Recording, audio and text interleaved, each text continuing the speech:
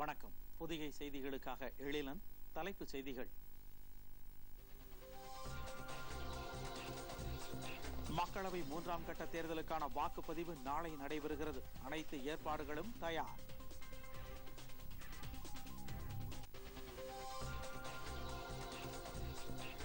இலங்கையில் நடந்த தொடர் குண்டுவெடிப்பு சம்பவத்திற்கு தேசிய தவ்ஹீத் ஜமாத் என்ற அமைப்பே காரணம்.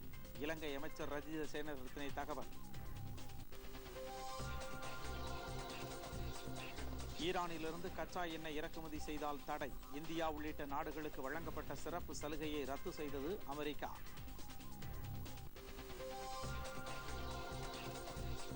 எந்த காரணத்திற்காகவும் தமது ஆட்சியில் இடஒதுக்கீடு நீக்கப்படாது. பிரதமர் நரேந்திர மோடி உறுதி.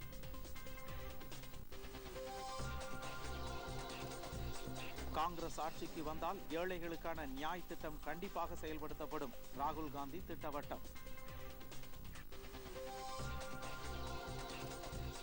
உக்ரைன் அதிபர் தேர்தலில் வெற்றி பெற்றார் தொலைக்காட்சி நடிகர் வோலோடிமிர் செலன்ஸ்கி.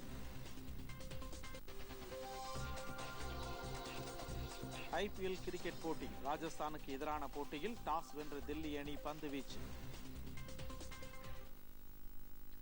விரிவான செய்திகள். மக்களவை 3ஆம் கட்ட தேர்தலுக்கான வாக்குப்பதிவு நாளை நடைபெற உள்ளது. இதற்கான அனைத்து ஏற்பாடுகளும் தயார் நிலையில் உள்ளன. 13 மாநிலங்கள் மற்றும் 2 யூனியன் பிரதேசங்களில் அமைந்துள்ள 116 தொகுதிகளில் தேர்தல் நடைபெற உள்ளது. இதில் 1640 வேட்பாளர்கள் களத்தில் உள்ளனர். இந்த தேர்தலுக்காக 2,10,000 வாக்குப்பதிவு மையங்கள் அமைக்கப்பட்டுள்ளன. இதில் 18,85,00,000 வாக்காளர்கள் வாக்களிக்க தகுதி பெற்றுள்ளனர். குஜராத்தில் உள்ள 26 தொகுதிகளிலும் கேரளாவில் உள்ள 20 தொகுதிகளிலும் ஒரே கட்டமாக வாக்குப்பதிவு நடைபெற உள்ளது. மகாராஷ்டிரா மற்றும் கர்நாடகாவில் தலா 14 தொகுதிகளிலும், உத்தரப்பிரதேசத்தில் 10 தொகுதிகளிலும், சத்தீஸ்கரில் 7 தொகுதிகளிலும், ஒடிசாவில் 6 தொகுதிகளிலும் தேர்தல் நடைபெற உள்ளது. இதேபோல் பீகார் மற்றும் மேற்கு வங்க மாநிலத்தில் தலா 5 தொகுதிகளிலும், அசாமில் 4 தொகுதிகளிலும், கோவாவில் 2 தொகுதிகளிலும், ஜம்மு காஷ்மீர், தாத்ரா மற்றும் நாகர் ஹவேலி, டாமன் டையூ மற்றும் திரிபுராவில் தலா 1 தொகுதியிலும் வாக்குப்பதிவு நடைபெற உள்ளது. நாளை நடைபெறவுள்ள வாக்குப்பதிவில் வயநாட்டில் போட்டியிடும் காங்கிரஸ் தலைவர் ராகுல் காந்தி, குஜராத்தின் காந்தி நகரில் போட்டியிடும் பிஜேபி தலைவர் அமித் ஷா, சமாஜ்வாதி கட்சி தலைவர் முலாயம் சிங் யாதவ், ராஷ்டிரிய ஜனதாதள் தலைவர் சரத் யாதவ் ஆகியோரின் தொகுதிகளும் அடங்கும். மொத்தம் 7 கட்ட வாக்குப்பதிவு நிறைவடைந்தவுடன் வாக்கு எண்ணிக்கை அடுத்த மாதம் 23ஆம் தேதி நடைபெற உள்ளது. மக்களவைக்கு 7வது மற்றும் இறுதி கட்டமாக நடைபெறவுள்ள வாக்குப்பதிவிற்கான அறிவிக்கையை தேர்தல் ஆணையம் இன்று வெளியிட்டது. இதையடுத்து வேட்புமனு தாக்கல் இன்று தொடங்கியது. வேட்புமனுக்களை தாக்கல் செய்வதற்காக இம்மாதம் 29ஆம் தேதி கடைசி நாளாகும். 7 மாநிலங்கள் மற்றும் ஒரு யூனியன் பிரதேசத்தில் அமைந்துள்ள 59 தொகுதிகளில் அடுத்த மாதம் 19ஆம் தேதி தேர்தல் நடைபெற உள்ளது. உத்தரப்பிரதேசம் மற்றும் பஞ்சாப் மாநிலங்களில் தலா 13 தொகுதிகளிலும், மேற்கு வங்கத்தில் 9 தொகுதிகளிலும், பீகார் மற்றும் மத்திய பிரதேசத்தில் 8 தொகுதிகளிலும் வாக்குப்பதிவு நடைபெற உள்ளது. இதேபோல் இமாச்சல பிரதேசத்தில் 4 தொகுதிகளிலும், ஜார்க்கண்டில் 4 தொகுதிகளிலும் 7வது மற்றும் இறுதிக்கட்ட வாக்குப்பதிவு நடைபெற உள்ளது. இலங்கையில் நடந்த தொடர் குண்டுவெடிப்பு சம்பவத்திற்கு தேசிய தவ்ஹீத் ஜமாத் என்ற அமைப்பே காரணம் என்று இலங்கை அமைச்சர் ரஜித சேனாரத்னே தெரிவித்துள்ளார். செய்தியாளர்களிடம் பேசிய அவர், இந்த தாக்குதலில் ஈடுபட்ட வீரர்கள் இலங்கையைச் சேர்ந்தவர்கள் என்று தெரிவித்தார். இதேபோன்ற வெடிகுண்டு சம்பவம் நடக்கக்கூடும் என்று தேசிய புலனாய்வு அமைப்பின் தலைவர் காவல்துறை உயர் அதிகாரிகளிடம் ஏற்கனவே எச்சரிக்கை விடுத்திருந்ததாகவும் சேனாரத்னே குறிப்பிட்டார். தேசிய தவ்ஹீத் ஜமாத் என்ற உள்ளூர் தீவிரவாத அமைப்பு இந்த சம்பவத்திற்கு காரணம் என்று கூறிய அவர், இதன் பின்னணியில் பல சர்வதேச தீவிரவாத குழுக்களுக்கு தொடர்பு இருக்கக்கூடும் என்றும் தெரிவித்தார். முக்கியமான காலகட்டத்தில் போதுமான பாதுகாப்பு ஏற்பாடுகளில் குறைபாடு ஏற்பட்டதற்கு பொறுப்பேற்று காவல்துறை அதிகாரி புஜித் ஜெயசுந்தரா தனது பதவியை ராஜினாமா செய்ய வேண்டும் என்றும் சேனாரத்னே வலியுறுத்தியுள்ளார். இதற்கிடையே இந்த தாக்குதல் சம்பவத்திற்கு உலகெங்கிலும் உள்ள நாடுகள் கண்டனம் தெரிவித்து வருவதோடு குற்றவாளிகள் சட்டத்திற்கு முன்பு நிறுத்தப்பட வேண்டும் என்று வலியுறுத்தியுள்ளனர். இதுவரை இந்த தாக்குதல் சம்பவத்திற்கு எந்த ஒரு தீவிரவாத குழுவும் பொறுப்பேற்காத நிலையில் சந்தேகத்தின் அடிப்படையில் இதுவரை 24 பேரை இலங்கை காவல்துறை கைது செய்துள்ளது. தொடர் குண்டுவெடிப்புக்கு காரணமாக இலங்கையில் இன்று இரவு ஊரடங்கு உத்தரவு அமல்படுத்தப்பட்டுள்ளது. ஏற்கனவே அமலில் இருந்த ஊரடங்கு உத்தரவு இன்று காலை விலக்கிக் கொள்ளப்பட்ட நிலையில் பாதுகாப்பு அதிகாரிகள் திடீரென்று இந்த புதிய உத்தரவை பிறப்பித்துள்ளனர். இந்த குண்டுவெடிப்பு சம்பவத்தால் இலங்கை முழுவதும் பதற்றமான நிலைமை நீடித்து வருகிறது. இதனிடையே இந்த குண்டுவெடிப்பு நிகழ்த்திய தீவிரவாத குழுவைச் சேர்ந்த ஒருவரும் மனைவி மற்றும் சகோதரியும் இதே குண்டுவெடிப்பில் உயிரிழந்துள்ளனர். இலங்கையில் சாங்கிரில்லா விடுதியில் தற்கொலை தாக்குதல் நடத்திய தீவிரவாதி ஒருவரின் மனைவி மற்றும் சகோதரி அவர் உயிரிழந்த அடுத்த சில நிமிடங்களிலேயே உயிரிழந்ததாக காவல்துறையினர் கூறியுள்ளனர். கொழும்புவில் காவல்துறை அதிகாரிகள் நடத்திய சோதனையில் பேருந்து நிலையம் ஒன்றில் 87 வெடிகுண்டுகள் இன்று கண்டெடுக்கப்பட்டுள்ளதாக செய்திகள் தெரிவிக்கின்றன. இதனிடையே இலங்கை குண்டுவெடிப்பு சம்பவத்திற்கு கடும் கண்டனம் தெரிவித்துள்ளது. இது தொடர்பாக கருத்து தெரிவித்துள்ள ஐநா பொதுச் செயலாளர் ஆண்டனியோ குட்ரஸ் உயிரிழந்தவர்களின் குடும்பத்தினருக்கு ஆழ்ந்த இரங்கல் தெரிவித்துள்ளார்.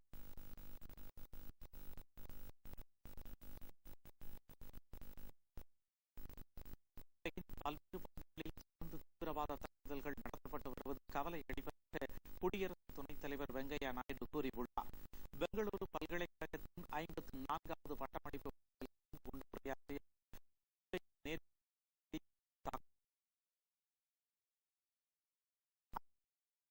அமைப்புகள் தீவிரவாத நடவடிக்கைகளை எடுக்க வேண்டும் என்று அழைப்பு விடுத்தார். கல்வி வியாபாரப்படுத்துவதை அனைவருக்கும் கிடைக்கும் வகையில் கல்வித்துறை மாற்றி அமைக்கப்பட வேண்டும் என்று கூறினார். குறிப்பாக உயர்கல்வித்துறை ஏழை எளிய மக்களுக்கு அணுகக்கூடிய ஒன்றாக இருக்க வேண்டும் என்றும் திறன் மிகுந்த மாணவ மாணவிகள் உருவாக்கப்பட வேண்டும் என்றும் அவர் கேட்டுக்கொண்டார்.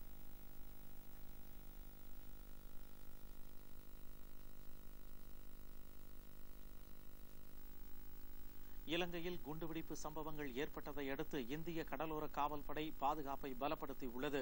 தமிழகம் உள்ளிட்ட கடலோர மாநிலங்களில் கண்காணிப்பை தீவிரப்படுத்தியுள்ள கடலோர காவல்படை இதற்காக கூடுதல் கப்பல்களையும் பணியில் அமர்த்தியுள்ளது. குறிப்பாக தமிழகம் மற்றும் புதுச்சேரியின் கடலோர பகுதிகளான தூத்துக்குடி, மண்டபம், காரைக்கால் உள்ளிட்ட இடங்களில் நேற்று முதல் கண்காணிப்பை கடலோர காவல்படை தீவிரப்படுத்தியுள்ளதுடன் அப்பிரிவின் அனைத்து கப்பல்களும் பணியில் ஈடுபடுத்தப்பட்டுள்ளன.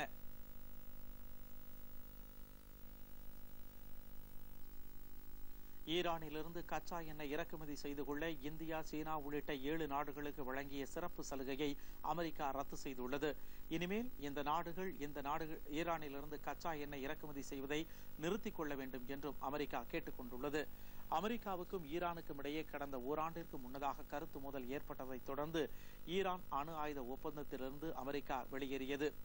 மேலும் அந்நாடு மீது கடுமையான பொருளாதார தடையையும் விதித்தது. இதற்கிடையே இந்தியா உள்ளிட்ட 8 நாடுகள் 6 மாத காலத்திற்கு ஈரானிலிருந்து கச்சா எண்ணெய் இறக்குமதி செய்யலாம் என்று ட்ரம்ப் அரசாங்கம் தெரிவித்திருந்தது. இந்த 6 மாத கால அவகாசம் அண்மையில் முடிவடைந்த நிலையில் இனி ஈரானிலிருந்து கச்சா எண்ணெயை இறக்குமதி செய்யும் நாடுகளுக்கு எந்தவிதமான சலுகைகளும் வழங்கப் போவதில்லை என்று அமெரிக்க வெளியுறவுத்துறை அமைச்சர் மைக் பாம்பியோ திட்டவட்டமாக தெரிவித்துள்ளார். தீவிரவாத தாக்குதல்களால் சீர்குலைந்த நிலையில் உள்ள ஆப்கானிஸ்தானின் மேம்பாட்டிற்காக ஓமன் வளைகுடா பகுதியில் இந்தியா மேற்கொண்டு வரும் நடவடிக்கைக்கு ஆதரவு தரும் விதமாகவே இந்த 6 மாத கால அவகாசம் வழங்கப்பட்டுள்ளதாகவும் தெரிகிறது. ஈரானிலிருந்து கச்சா எண்ணெய் இறக்குமதி செய்யும் நாடுகளில் இந்தியாவும் சீனாவும் மிக முக்கியமானவை என்பதாலும் ட்ரம்ப் அரசாங்கத்தின் நிபந்தனைகளுக்கு இந்த 2 நாடுகளும் ஒத்துழைப்பு வழங்காத பட்சத்தில் இரு நாட்டு நல்லுறவில் சிக்கல் ஏற்படக்கூடும் என்ற அச்சமும் எழுந்துள்ளது. பல்வேறு காலகட்டங்களில் தீவிரவாதத்திற்கு எதிரான இந்தியாவின் நிலைப்பாட்டை காங்கிரஸ் நீர்த்து போக செய்துள்ளதாக உள்துறை அமைச்சர் ராஜ்நாத் சிங் கூறியுள்ளார். ஜெய்ப்பூரில் செய்தியாளர்களிடம் பேசிய அவர், குறிப்பிட்ட மதத்தின் பெயரால் தீவிரவாதம் என்ற புதிய சொல்லை காங்கிரஸ் கட்சியினர் உருவாக்கியதாகவும் தீவிரவாதத்திற்கென்று மதமோ சாதியோ இல்லை என்றும் கூறினார். இந்த நிலைப்பாட்டால் தீவிரவாதத்திற்கு எதிரான இந்தியாவின் நிலைப்பாடு காங்கிரஸ் ஆட்சி காலத்தில் நீர்த்து போனதாகவும் கூறினார். 2004ஆம் ஆண்டின் பொழுது தீவிரவாதத்திற்கு புகலிடம் வழங்க மாட்டோம் என்ற நிலைப்பாட்டை பாகிஸ்தானின் அப்போதைய ராணுவ தளபதி எடுத்ததாகவும் இதுகுறித்து இந்தியாவுடன் ஒப்பந்தம் போடப்பட்டதாகவும், ஆனால் பாகிஸ்தானும் தீவிரவாதத்தால் பாதிக்கப்பட்ட நாடு என கூறி காங்கிரஸ் கட்சியினர் தீவிரவாதத்திற்கு எதிரான இந்தியாவின் நிலைப்பாட்டை மேலும் நீர்த்து போக செய்ததாகவும் அவர் குற்றம் சாட்டினார். பல்வேறு காலகட்டங்களில் அரசியல் ஆதாயத்திற்காக காங்கிரஸ் கட்சி தீவிரவாதத்திற்கு எதிரான நிலைப்பாட்டில் இருந்து விலகியிருந்ததாகவும் ராஜ்நாத் சிங் குற்றம் சாட்டினார். இனி வருவது தேர்தல் செய்திகள்.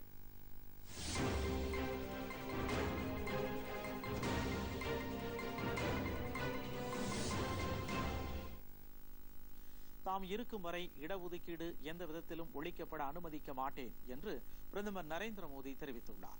மகாராஷ்டிரா மாநிலம் நந்தூர்பாரில் நடைபெற்ற பேரணியில் கலந்து கொண்ட பிரதமர் இடஒதுக்கீடு அளவு எந்த விதத்திலும் குறையாது என்றும் தாம் மீண்டும் ஆட்சிக்கு வரும் பட்சத்தில் இடஒதுக்கீடு திட்டத்தில் மாறுதல்கள் ஏற்படுத்துவேன் என்ற எதிர்க்கட்சிகளின் விஷம பிரச்சாரத்தை அவர் மறுத்தார். மகாராஷ்டிராவின் வடக்கு பகுதியில் வசிக்கும் பழங்குடியின மக்கள் அவர்கள் வசிக்கும் இடத்திலிருந்து வெளியேற்றப்பட மாட்டார்கள் என்று உறுதியளித்தார். நிரந்தரமாக உணவு கிடைக்காமல் வறுமையில் வாடுபவர்கள் ராணுவத்தில் சேர்ந்து வீரர்களாவார்கள் என்ற கர்நாடக முதலமைச்சர் குமாரசாமியின் கருத்தை தமது உரையில் கடும் கண்டனத்தை பிரதமர் தெரிவித்தார். முன்னதாக மகாராஷ்டிரா மாநிலம் திங்டோரியில் நடைபெற்ற தேர்தல் பிரச்சார கூட்டத்தில் உரையாற்றிய அவர் தேசிய ஜனநாயக கூட்டணி அரசு பொறுப்பேற்ற பிறகு நாட்டில் தீவிரவாதத்திற்கு எதிரான தைரியமான அணுகுமுறை மேற்கொள்ளப்பட்டதால் நாட்டில் தீவிரவாதம் கட்டுப்படுத்தப்பட்டுள்ளதாக பிரதமர் சுட்டிக்காட்டினார். பிஜேபி மீண்டும் ஆட்சிக்கு வந்தால் ஜம்மு காஷ்மீரில் அமலில் உள்ள 370வது பிரிவு சிறப்பு அந்தஸ்து ரத்து செய்யப்பட்டு தேசிய குடியுரிமை பதிவேடு நாடு முழுவதும் கொண்டுவரப்படும் என பிஜேபி தலைவர் அமித்ஷா கூறியுள்ளார். மேற்கு வங்கத்தில் கிருஷ்ணா நகரில் தேர்தல் பிரச்சாரம் மேற்கொண்ட அவர் கடந்த 2008ஆம் ஆண்டு பட்லாவில் நிகழ்ந்த என்கவுண்டர் சம்பவத்தில் உயிரிழந்த காவல்துறையினர் பற்றி அக்கறை கொள்ளாமல் அச்சம்பவத்தில் கொல்லப்பட்ட தீவிரவாதிகளுக்காக ஐக்கிய முற்போக்கு கூட்டணி தலைவர் சோனியா காந்தி கவலைப்படுவதாக குற்றம் சாட்டியுள்ளார். மத்தியில் பிஜேபி மீண்டும் ஆட்சிக்கு வந்தால் நாடு முழுவதும் தேசிய குடியுரிமை பதிவேடு மசோதா நிறைவேற்றப்பட்டு அமல்படுத்தப்படும் என்று அவர் கூறினார். இதன் மூலம் ஊடுருவல்காரர்களின் வருகை தடுக்கப்படும் என்று அவர் தெரிவித்தார்.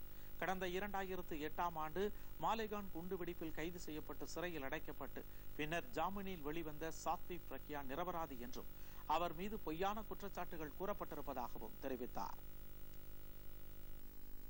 ஓராண்டிற்குள் நாடு முழுவதும் காலியாக உள்ள 22 லட்சம் வேலை வாய்ப்புகள் நிரப்பப்படும் என்று காங்கிரஸ் தலைவர் ராகுல் காந்தி கூறியிருக்கிறார். இன்று உத்தரப்பிரதேச மாநிலம் அமேதி தொகுதியில் தேர்தல் பிரச்சாரத்தில் மேற்கொண்ட அவர் காங்கிரஸ் தேர்தல் அறிக்கையில் அறிவித்தவாறு ஏழைகளுக்கு மாதந்தோறும் 6000 ரூபாய் வழங்கும் நியாய் திட்டம் கண்டிப்பாக நிறைவேற்றப்படும் என்றார். காங்கிரஸ் கட்சி ஆட்சிக்கு வரும் பட்சத்தில் நாட்டில் உள்ள வேலைவாய்ப்பின்மை என்ற நிலை மாறி இளைஞர்களுக்கு வேலைவாய்ப்பு, பொருளாதார மேம்பாடு ஆகியவை உறுதி செய்யப்படும் என்று கூறினார். உத்தரப்பிரதேசத்தின் அமேதி தொகுதியில் போட்டியிட்ட காங்கிரஸ் தலைவர் ராகுல் காந்தி தாக்கல் செய்த வேட்புமனு ஏற்றுக்கொள்ளப்பட்டுள்ளது. காங்கிரஸ் தலைவர் ராகுல் காந்தி நடைபெற்று வரும் மக்களவைத் தொகுதியில் வயநாடு மற்றும் அமேதி தொகுதியில் போட்டியிடுகிறார். வயநாடு தொகுதியில் நாளை வாக்குப்பதிவு நடைபெறவுள்ள நிலையில் அமேதி தொகுதிக்கான வேட்புமனு தாக்கல் நிறைவடைந்தது. மனுக்கள் மீதான பரிசீலனை நடைபெற்றது. அப்போது சுயேட்சை வேட்பாளர் உட்பட 4 பேர் ராகுல் காந்தியின் குடியுரிமை மற்றும் கல்வி தகுதி குறித்து ஆட்சேபனை தெரிவித்தனர். இதுகுறித்து ராகுல் காந்தியின் வழக்கறிஞர்கள் தேர்தல் அதிகாரியிடம் நேரில் ஆஜராகி உரிய விளக்கத்தை வழங்கினர். இதன் பின்னர் ராகுல் காந்தியின் வேட்புமனு ஏற்றுக்கொள்ளப்பட்டது. தமிழகத்தில் உள்ளாட்சி தேர்தலை நடத்த மேலும் 3 மாத கால அவகாசம் தேவைப்படுவதாக மாநில தேர்தல் ஆணையம் உச்சநீதிமன்றத்தில் மனு தாக்கல் செய்துள்ளது. கடந்த 2016ஆம் ஆண்டு அக்டோபர் மாதம் முதல் தமிழகத்தில் உள்ளாட்சி பதவிகள் காலியாக உள்ள நிலையில் 10 நாட்களுக்குள் அதை நடத்த உத்தரவிடக் கோரி மனு தாக்கல் செய்யப்பட்டிருந்தது. இதையடுத்து இம்மனுவை உச்சநீதிமன்றம் கடந்த ஆண்டு அக்டோபர் 26ஆம் தேதி விசாரித்தது. அப்போது உள்ளாட்சி தேர்தல் நடத்தாமல் இருப்பது தொடர்பாக 4 வாரங்களுக்குள் பதிலளிக்க மாநில தேர்தல் ஆணையம் தலைமை செயலருக்கு உச்சநீதிமன்றம் உத்தரவிட்டது. பின்னர் இவ்வழக்கு கடந்த ஆண்டு நவம்பர் மாதம் விசாரணைக்கு வந்தபோது 4 வாரம் கூடுதல் காலம் அவகாசம் கேட்கப்பட்டது. இதற்கிடையே உச்சநீதிமன்ற நீதிபதிகள் பி. லோகூர், தீபக் குப்தா, ஹேமந்த் குப்தா ஆகியோர் அடங்கிய அமர்வு உள்ளாட்சி தேர்தல் தொடர்பான வழக்கை அவசர விசாரிக்க வேண்டும் என்று முறையிடப்பட்டது. அப்போது அந்த கோரிக்கையை நீதிபதிகள் நிராகரித்தனர். பின்னர் இந்த வழக்கு ஜனவரி 21ஆம் தேதி மீண்டும் விசாரணைக்கு வந்தது. அப்பொழுது தமிழக அரசு தங்களுக்கு மேலும் கால அவகாசம் தேவை என்று விண்ணப்பித்ததை அடுத்து மேலும் 4 வார கூடுதல் அவகாசத்தை உச்சநீதிமன்றம் வழங்கியது.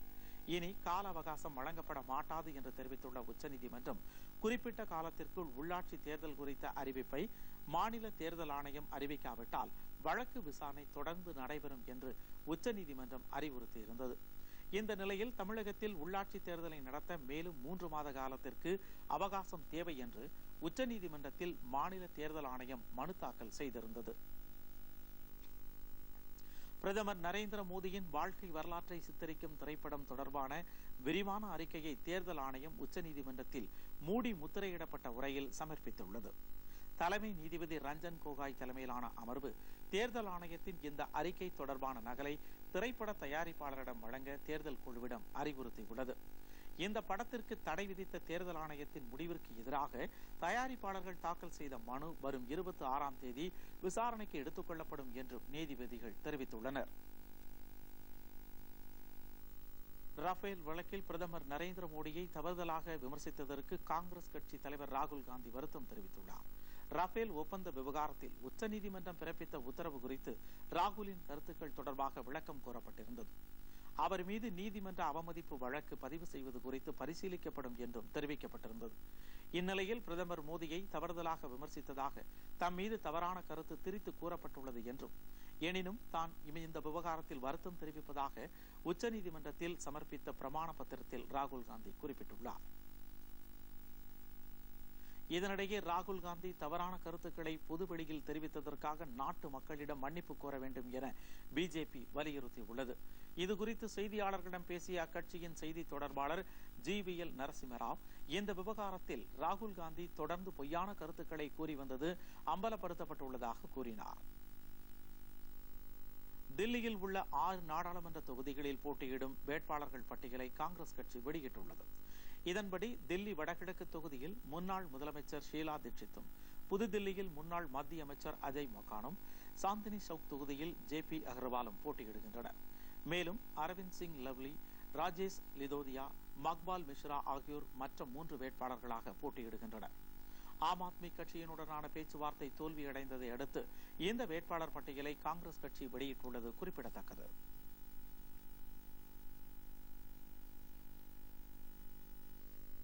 தமிழ்நாட்டில் அரவக்குறிச்சி, திருப்பரங்குன்றம், ஒட்டப்பிடாரம் மற்றும் சூலூர் ஆகிய 4 சட்டப்பேரவை தொகுதி இடைத்தேர்தலுக்கான வேட்புமனு தாக்கல் இன்று தொடங்கியது. அடுத்த மாதம் 19ஆம் தேதி வாக்குப்பதிவு நடைபெற்று வாக்கு எண்ணிக்கை 23ஆம் தேதி நடைபெற உள்ளது. திமுக மற்றும் அமமுக வேட்பாளர்களின் பட்டியல் ஏற்கனவே அறிவிக்கப்பட்டுள்ள நிலையில் அஇஅதிமுக வேட்பாளர்களின் பட்டியல் இன்று மாலை அறிவிக்கப்படும் என அக்கட்சி வட்டாரங்கள் தெரிவிக்கின்றன. அடுத்து சில முக்கிய செய்திகளை விரைவு செய்திகளாக பார்ப்போம். நுகர்வோர் பாதுகாப்பு மற்றும் விழிப்புணர்வு என்ற தலைப்பில் 2 நாள் கருத்தரங்கம் சென்னையில் நடைபெற்றது. இன்று தொடங்கிய இந்த கருத்தரங்கை ஆளுநர் பன்வாரிலால் புரோஹித் தொடங்கி வைத்தார்.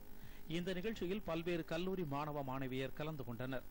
இன்று தொடங்கிய கருத்தரங்கில் நுகர்வோர் பாதுகாப்பு, முன்னேற்றம், கல்வி மற்றும் விழிப்புணர்வு உள்ளிட்ட தலைப்புகளில் பேச்சரங்கம் நடைபெற்றது. விழாவை துவக்கி வைத்து பேசிய ஆளுநர், நுகர்வோர் தங்களது உரிமை குறித்து முழுவதுமாக தெரிந்து கொள்ள வேண்டும் என்றும், மிகவும் வெளிப்படைத்தன்மையோடு எளிய வாழ்க்கையை மத்திய மாநில அரசு அதிகாரிகள் வாழ வேண்டும் என்றும் கூறினார். அரவக்குறிச்சி, திருப்பரங்குன்றம், ஒட்டப்பிடாரம் மற்றும் சூலூர் ஆகிய சட்டப்பேரவை தொகுதிகளுக்கான இடைத்தேர்தலை எதிர்கொள்வது குறித்து இன்று ஆலோசனைக் கூட்டம் நடைபெற்றது. அக்கட்சியின் தலைமை கழக அலுவலக வளாகத்தில் நடைபெற்ற இந்த கூட்டம் அஇஅதிமுக ஒருங்கிணைப்பாளரும் துணை முதலமைச்சருமான பன்னீர்செல்வம், இணை ஒருங்கிணைப்பாளரும் முதலமைச்சருமான எடப்பாடி பழனிசாமி ஆகியோர் தலைமையில் நடைபெற்றது. அடுத்த மாதம் 19ஆம் தேதி நடைபெறவுள்ள இந்த 4 சட்டப்பேரவை தொகுதிகளுக்கான இடைத்தேர்தல் பணிகள் குறித்து விரிவாக ஆலோசிக்கப்பட்டது. கூட்டத்திற்கு பிறகு முதலமைச்சர், துணை முதலமைச்சர் ஆகியோர் வெளியிட்ட அறிவிப்பில் பல்வேறு மாவட்டங்களில் இருந்து தேர்தல் பணியாற்ற நிர்வாகிகள் தேர்தல் பணிக்குழு பொறுப்பாளர்களாக நியமிக்கப்பட்டிருப்பதாக தெரிவிக்கப்பட்டுள்ளது. இலங்கையில் நிகழ்ந்த குண்டுவெடிப்பு சம்பவத்திற்கு மார்க்சிஸ்ட் கம்யூனிஸ்ட் கட்சி கடும் கண்டனம் தெரிவித்துள்ளது. இதுகுறித்து அக்கட்சியின் தலைமை குழு வெளியிட்டுள்ள அறிக்கையில், இந்த குண்டுவெடிப்பில் உயிரிழந்தவர்களின் குடும்பங்களுக்கு இரங்கல் தெரிவித்துக் கொண்டுள்ளது. இலங்கை மக்களோடு இந்த தருணத்தில் உறுதுணையாக இருப்போம் என்றும், இக்குற்றத்திற்கு காரணமானவர்கள் மீது கடுமையான நடவடிக்கை எடுக்க வேண்டும் என்றும் அக்கட்சி கேட்டுக் கொண்டுள்ளது. புதிய கேபிள் டிவி சந்தா முறையை பின்பற்றாத DTH மற்றும் கேபிள் டிவி நிறுவனங்கள் மீது நடவடிக்கை எடுக்கப்படும் என தொலைத்தொடர்பு ஒழுங்குமுறை ஆணையம் தெரிவித்துள்ளது. இது தொடர்பாக செய்தியாளர்களிடம் பேசிய அந்த ஆணையத்தின் தலைவர் RS சர்மா, வாடிக்கையாளர்களின் நலனை கருத்தில் கொண்டே இந்த புதிய முறை கொண்டுவரப்பட்டதாகவும், வாடிக்கையாளர்கள் நலனில் சமரசம் என்ற பேச்சுக்கே இடமில்லை என்றும் அவர் கூறினார். அரியலூரில் புதிதாக 3 நீதிமன்றங்களை அமைக்க அரசு அனுமதி அளித்துள்ளதாக மாவட்ட தலைமை நீதிபதி சுமதி தெரிவித்துள்ளார். அரியலூரில் உள்ள மாவட்ட மகளிர் விரைவு நீதிமன்ற வளாகத்தில் கூடுதல் சார்பு நீதிமன்றத்தை திறந்து வைத்து பேசிய அவர், நிலுவையில் உள்ள வழக்குகளை விரைந்து முடிக்க கூடுதல் சார்பு நீதிமன்றம் திறக்கப்பட்டுள்ளதாக கூறினார். முன்னதாக தீவிரவாத தாக்குதலில் உயிரிழந்த கார்குடி கிராமத்தைச் சேர்ந்த சிவச்சந்திரனின் மனைவியிடம் மாவட்ட சட்டப்பணிகள் பாதுகாப்பு குழு சார்பில் 27,500 ரூபாய் என 67,500 ரூபாய் நிதியினை நீதிபதி வழங்கினார். சென்னை விமான நிலையத்தில் சுமார் 15 லட்சம் ரூபாய் மதிப்பிலான தங்க கட்டிகள் இன்று பறிமுதல் செய்யப்பட்டன. சந்தேகத்தின் பேரில் ஷார்ஜாவிலிருந்து வந்த பயணி ஒருவரிடம் சோதனை நடத்திய அதிகாரிகள் அவரிடமிருந்து 4 தங்க கட்டிகளை பறிமுதல் செய்தனர். இதேபோல் திருச்சியை சேர்ந்த ஒருவரிடம் 26 லட்சம் ரூபாய் மதிப்பிலான சவுதி மற்றும் யூரோ அந்நிய செலாவணி பணத்தை அதிகாரிகள் கைப்பற்றினர். சென்னையை சுற்றியுள்ள மாவட்டங்களான திருவள்ளூர் மற்றும் காஞ்சிபுரத்தில் இன்று திடீர் மழை பெய்ததால் வெப்பம் தணிந்தது. இதன் காரணமாக மக்கள் மகிழ்ச்சி அடைந்தனர். காஞ்சிபுரத்தில் சுமார் 1 மணி நேரம் பலத்த காற்றுடன் கனமழை பெய்ததால் மழைநீர் சாலைகளில் வெள்ளப்பெருக்காக ஓடியது. திருவள்ளூரில் பகல் 1:30 மணி அளவில் தொடங்கிய கனமழையால் விவசாயிகள் மகிழ்ச்சி அடைந்தனர். அடுத்து வருவது உலக செய்திகள்.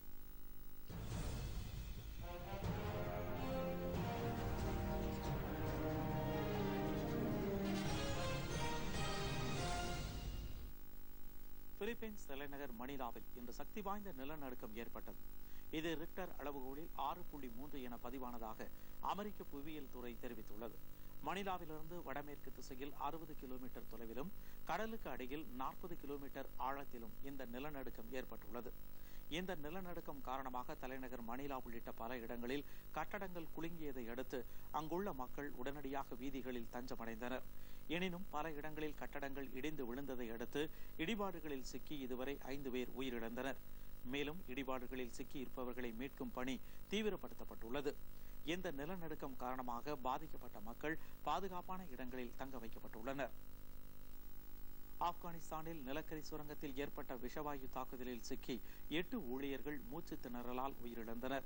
ஆப்கானிஸ்தானில் வடக்கு மாகாணமான சமங்கனில் உள்ள நிலக்கரி சுரங்கத்தில் திடீரென விஷவாயு கசிவு ஏற்பட்டுள்ளது. அப்பொழுது நிலக்கரி சுரங்கத்தின் உள்ளே பணியில் இருந்த 8 ஊழியர்களுக்கு மூச்சு திணறல் ஏற்பட்டுள்ளது. அதைத் தொடர்ந்து அவர்கள் அனைவரும் பரிதாபமாக உயிரிழந்தனர். இந்த பகுதியில் உள்ள பெரும்பாலான நிலக்கரி சுரங்கங்கள் பாதுகாப்பற்ற முறையில் செயல்படுவதாக தொடர் குற்றச்சாட்டு எழுந்துள்ளது குறிப்பிடத்தக்கது.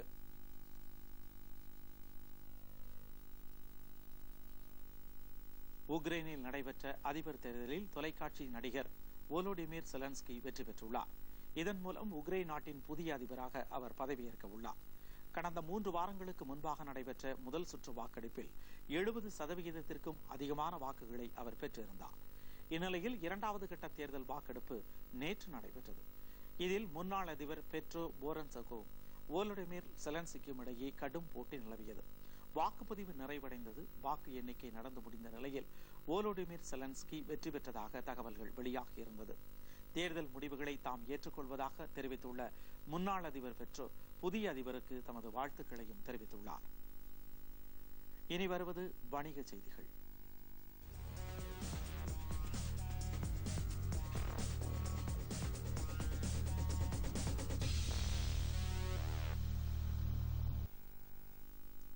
பங்குச் சந்தைகள் இன்று இறக்கத்துடன் நிறைவடைந்தன.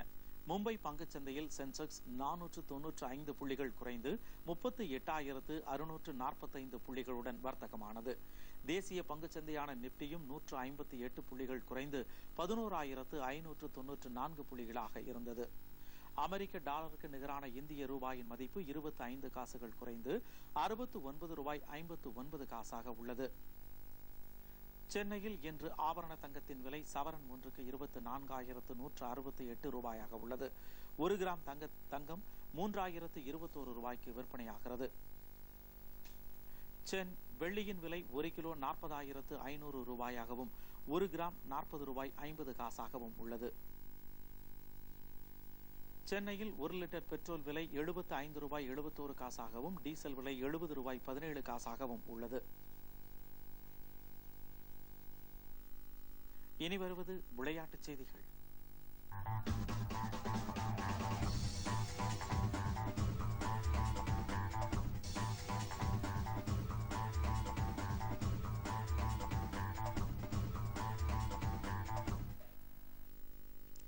IPL கிரிக்கெட் போட்டியில் ஜெய்ப்பூரில் தற்போது ராஜஸ்தானுக்கு எதிராக நடைபெற்று வரும் ஆட்டத்தில் டாஸ் வென்ற தில்லி அணி பந்து வீச தீர்மானித்தது. இதனைத் தொடர்ந்து களமிறங்கியுள்ள ராஜஸ்தான் அணி சற்று முன்வரை 1 விக்கெட் இழப்பிற்கு 47 ரன்கள் எடுத்துள்ளது.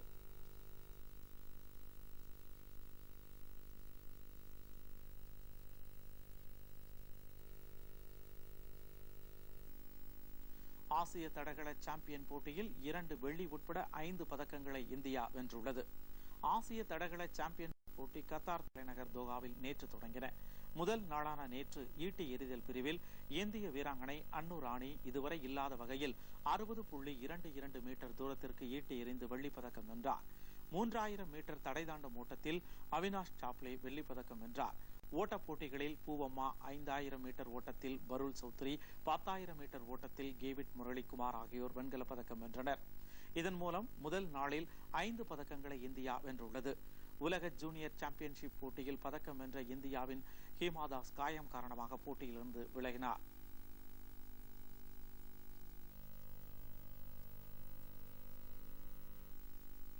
ஐபிஎல் கிரிக்கெட் போட்டியின் இறுதி சுற்று ஆட்டம் சென்னைக்கு பதிலாக ஹைதராபாத்தில் நடைபெறும் என அறிவிக்கப்பட்டுள்ளது. ஏற்கனவே சென்னை எம்.ஏ. சிதம்பரம் மைதானத்தில் இறுதிப் போட்டி நடைபெறும் என அறிவிக்கப்பட்டிருந்தது. இந்த அரங்கில் 3 கேலரிகளுக்கு அனுமதி வழங்கப்படாததால் 12,000 இருக்கைகள் காலியாக இருக்கும் சூழ்நிலை ஏற்பட்டதன் காரணமாக இப்போட்டி ஹைதராபாத்தில் உள்ள ராஜீவ்காந்தி கிரிக்கெட் மைதானத்திற்கு மாற்றப்பட்டுள்ளது.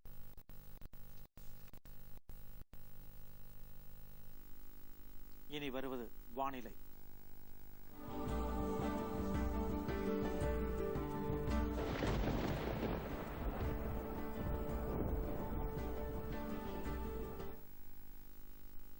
தமிழகத்தில் ஒரு சில இடங்களில் லேசானது முதல் மிதமான மழை பெய்ய வாய்ப்புள்ளதாக வானிலை ஆய்வு மையம் தெரிவித்துள்ளது.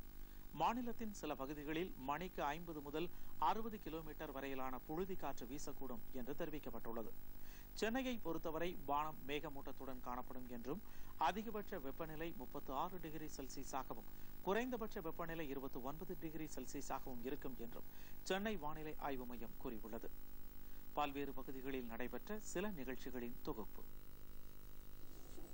கர்நாடக மாநிலம் மங்களூர் அருகே கத்தல் கிராமத்தில் துர்கா பரமேஸ்வரி கோவிலில் ஆண்டுதோறும் நடைபெறும் தீத்திருவிழா நேற்று நடைபெற்றது. ஆயிரக்கணக்கான பக்தர்கள் கலந்து கொண்ட இவ்விழாவில் பனை ஓலைகளை எரித்து வீசி எறிந்தனர். தீய சக்திகளை அழிக்கும் வகையிலும் நோய்கள் தாக்காமல் இருக்கும் வகையிலும் நம்பிக்கையின் அடையாளமாக இரு குழுவினராக பிரிந்து ஒவ்வொருவரும் 5 பனை ஓலைகளை வீசி எறிந்தனர்.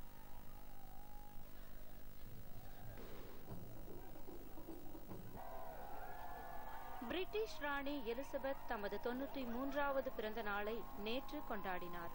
1926ஆம் ஆண்டு ஏப்ரல் மாதம் 21ஆம் தேதியன்று பிறந்த அவர் 1952ஆம் ஆண்டு தமது 25ஆம் வயதில் பிரிட்டிஷ் ராணியாக பதவியேற்றார்.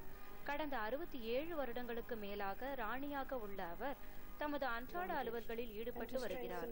வயது மூப்பு காரணமாக அண்மை காலமாக தமது பொறுப்புகளை அரச குடும்பத்தைச் சேர்ந்த மற்றவர்களிடம் ஒப்படைத்துள்ளார்.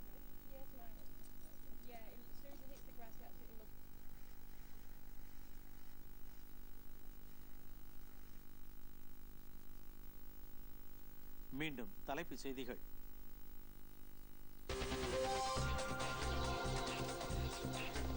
மக்களவை 3ஆம் கட்ட தேர்தலுக்கான வாக்குப்பதிவு நாளை நடைபெறுகிறது. அனைத்து ஏற்பாடுகளும் தயார்.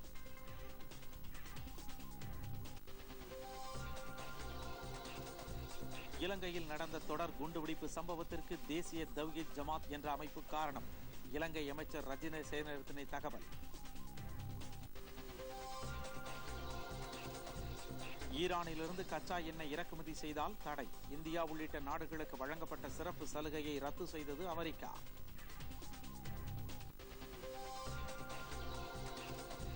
எந்த காரணத்திற்காகவும் தமது ஆட்சியில் இடஒதுக்கீடு நீக்கப்படாது. பிரதமர் நரேந்திர மோடி உறுதி.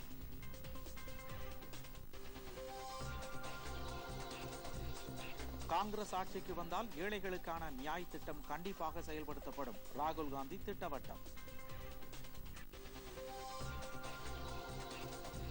உக்ரைன் அதிபர் தேர்தலில் வெற்றி பெற்றார் தொலைக்காட்சி நடிகர் வோலோடிமிர் செலன்ஸ்கி.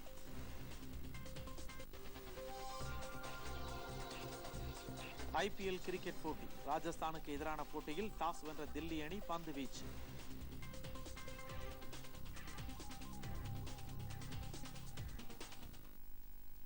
பொதிகை செய்திகளை யூடியூபில் தமிழ் நியூஸ் தூர்தர்ஷன் என்ற சேனலிலும், ட்விட்டரில் Tamil news Doordarshan DD news Chennai என்ற பக்கத்திலும் காணலாம்.